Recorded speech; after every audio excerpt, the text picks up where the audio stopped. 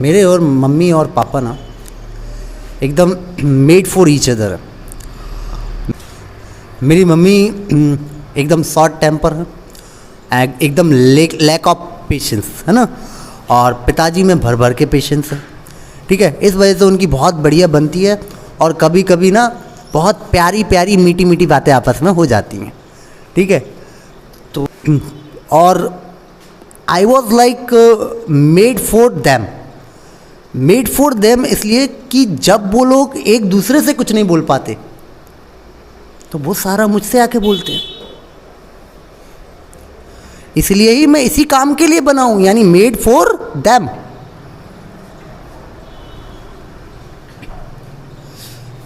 और मम्मी लोगों का ना एक सीन एकदम क्लियर होता है कि अगर आप कभी उनसे कुछ भी मांगोगे, आपने अपनी कोई भी चीज़ उनसे मांगी, उन्होंने उसका एड्रेस सीधे सीधे कभी बताना ही नहीं है। वहां से जवाब हमेशा कोड लैंग्वेज में आएगा।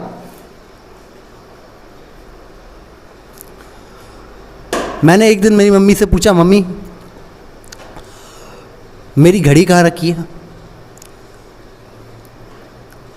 बोलती है वहां रखी है।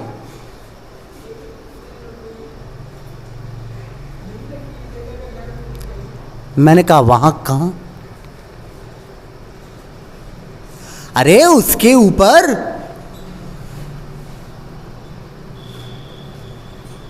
फिर मैंने पूछा उसके ऊपर कहां? तो फिर बोलती हैं कि अरे उस कमरे में। मैंने कहा मम्मी यार तुम रहने दो यार, मैं खुद ढूंढ लूंगा।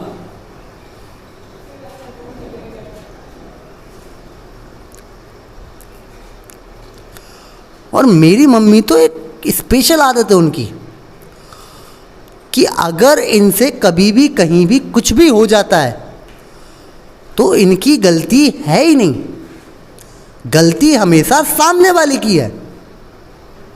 ये सीधा बैकआउट कर जाती हैं और जो भी सामने खड़ा है उसके ऊपर डाल देती हैं।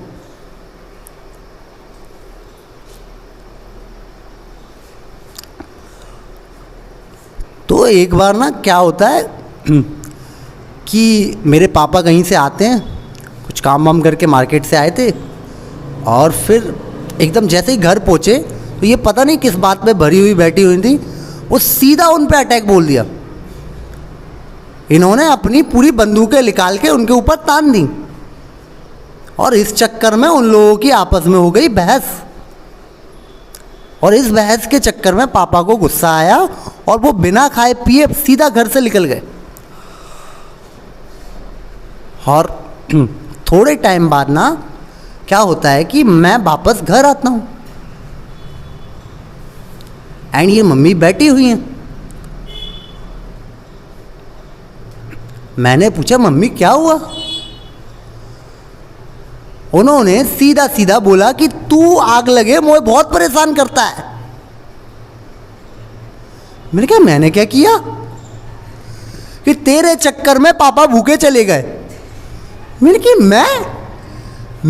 मैंने किया क्या है कि लड़ाई आपने की, बहस आपने की और दोषी मेरे को बना दिया।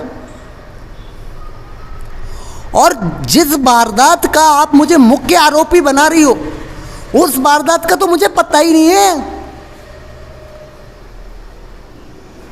मतलब मम्मी का कुछ भी, मतलब गलती उनकी होती ही नहीं है। कभी भी कुछ भी हो जाए नो, इनकी गलती होगी नहीं, सामने वाले पे हमेशा डालना। तो एक दिन तो हद हो गई। एक दिन क्या हुआ, ये पूजा पाठ करके निकली और इन्होंने उसका जो कपड़ा वपड़ा होता है उसको सही से बिछाया नहीं था और उधर ही दीपक लगा दिया। तो इस चक्कर में ना मंदिर में आग लग गई। और वो तो भला हो कि भैया टाइम पे भैया ने देख लिया और उस आग को बुझा दिया। और अब ये सब इंसिडेंट हुआ तो उसके बाद थोड़ा सा भैया को गुस्सा आया तो हल्का फुल्का मम्मी को सुना दिया कि यार मम्मी आप ध्यान नहीं रखती, सही से नहीं कर सकती, ये सब वो उनको बोल रहे थे। अब इतने में क्या, मैं पीछे से मैं भी आ गया वहां। फिर मम्मी ने मेरे को देखा और एक बार फिर भैया को देखा। फिर उन्हें याद आया कि इजी टारगेट तो मैं हूं।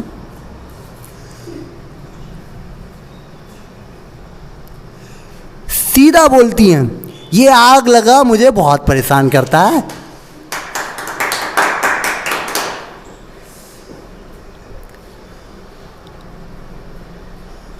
कि इसी ने दीपक यहां लगाया था।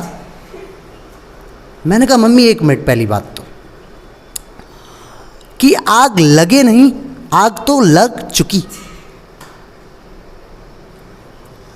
और दूसरी बात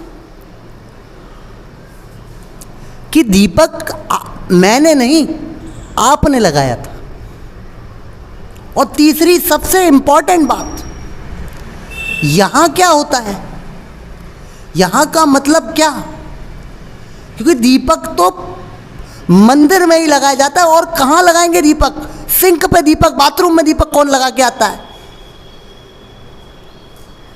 मतलब खतरनाक ही है। मतलब उनने कभी अपनी गलती माननी ही नहीं है। जो भी हो ले दे के सीधा दूसरे पे पटक देना है। फिर ऐसे ही ना, मैं बढ़िया भोला मासूम सा प्राणी, तो एक दिन मैं बैठ के पास में इनके टीवी देख रहा था। तो क्या हुआ कि ये बढ़िया पूरा इनका ख्याल टीवी पर चल रहा है। तो इस चक्कर में ना इन्होंने क्या किया कि गलती से इनके हाथ से गिर के कप टूट गया। और फिर मैं समझ गया कि अब दोबारा कुछ कांड होने वाला है। दोबारा बोलती हैं, आग लगे तू मेरे को बहुत परेशान करता है। मैंने कहा यार मम्मी, यार मैं नहीं खेल रहा ऐसे, यार हर बात पे मेरे कोई मतलब।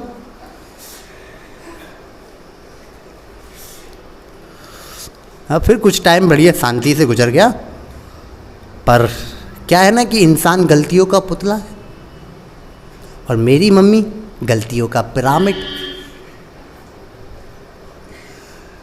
तो उन्होंने फिर एक कांड किया। ये कर रही थी सफाई, और इन्होंने गिरा दी तस्वीर को नीचे, और तस्वीर गिर के गई टूट। इस बार अपन पूरे डिफेंसिव मोड में थे। तो मम्मी कुछ बोले उससे पहले ही मैं गया तस्वीर के पास। मैंने कहा तस्वीर की तरफ देखते हुए कि ए नादान तस्वीर, जब तुझे पता है कि सावित्री देवी जी सफाई कर रही हैं, तो तेरी ये मजाल कि तू अलमारी में रखी हुई है। तुझे तो फ्रिज में रखा होना था, गलती तेरी है। तू क्यों यहां पर रखी थी? टूट गई ना फिर तू। तो इस बार अपन ने फुल डिफेंसिव मोड कर दिया। मतलब मम्मी इज लाइक कि कुछ भी हो जाए, never ever accept her fault. मतलब अपनी गलती कभी भी मानती नहीं है। और एक चीज़ और है मेरी मम्मी की, मेरी क्या लगभग सभी मम्मी लोगों का सेम ही रहता है कि अगर कुछ भी अच्छा हुआ तो क्रेडिट पूरा लेना है, और अगर कुछ गलत हो गया तो पूरा क्रेडिट पापा को जाएगा। तो फिर क्या हुआ कि एक बार मैं 10th क्लास में था, मेरे मार्क्स अच्छे आए, तो सामने वाली आंटी जी आती हैं और वो बोलती हैं कि बधाई हो भाभी, मिठाई खिलानी पड़ेगी अब तो। बोलते क्या हुआ कि सोनू के अच्छे नंबर आए हैं, तो मिठाई तो बनती है इस बात पे। तो बोलती हैं कि अरे आखिर लड़का किसका है? हैं? लड़का अब मेरा है, मैंने इसको बिल्कुल फालतू नहीं घूमने दिया, इस चक्कर में इसके अच्छे नंबर आए हैं, मतलब पूरा क्रेडिट ले लिया। फिर क्या होता है कि कुछ दिनों बाद दोबारा ये आंटी जी आती हैं, कहती भाभी आपको पता है कि ये सोनू ना एक लड़की को बिठा के पीछे मार्केट में घूम रहा था।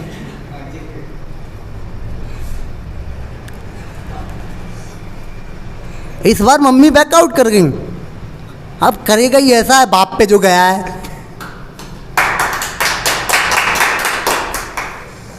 मतलब कुछ अच्छा हो तो इनका, नहीं तो पापा पे गया है ना।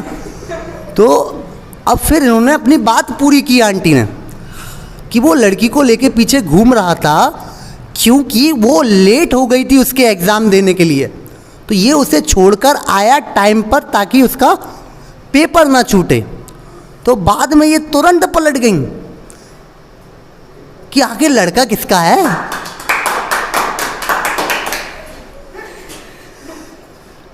हमने अपने बच्चों को ऐसे संस्कार दिए हैं कि हमेशा दूसरों की मदद करते हैं। सावित्री देवी के लड़के बिल्कुल उन जैसे कोई है ही नहीं, मतलब पूरा क्रेडिट अभी ले लिया। मैंने कहा मम्मी कम से कम 2 मिनट तो एक जगह टिकना था, जब आप मेरी बुराई कर ही रही थी तो कम से कम वहीं तो बने रहते।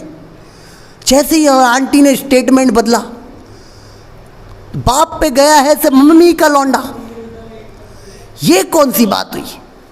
आप तो पॉलिटिशियन से खतरनाक निकली, आपने तो उनसे भी जल्दी पार्टी बदल ली।